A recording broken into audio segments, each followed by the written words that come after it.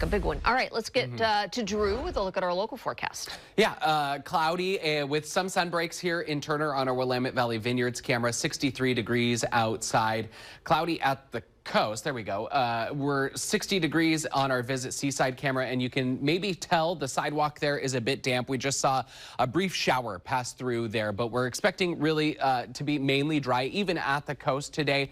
Also mainly cloudy. We're looking at temperatures into the mid-60s to right around 70 degrees there. Here in the valleys, we are going to see temperatures reaching highs in the upper 70s to right about 80 degrees down towards Salem and Albany. Sunny at times. We'll especially see that into the early afternoon. Clouds increase this evening, though. Passing clouds in the gorge, temperatures reaching highs in the mid-70s to low 80s. The Dalles about 83 degrees or so.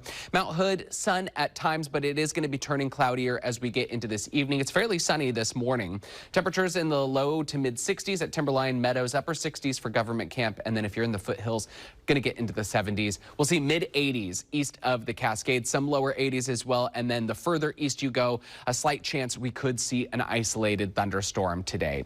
We'll be about 78 again tomorrow, and then low 80s for a couple days, Tuesday and Wednesday. We start to warm up significantly on Thursday, above average temperatures, and will stay above average with temperatures climbing into the 90s on Friday and Saturday. Again, summer's not over yet, potentially seeing another small heat wave there, but the nights will remain cool during these warmer temperatures that we see at the end of this week.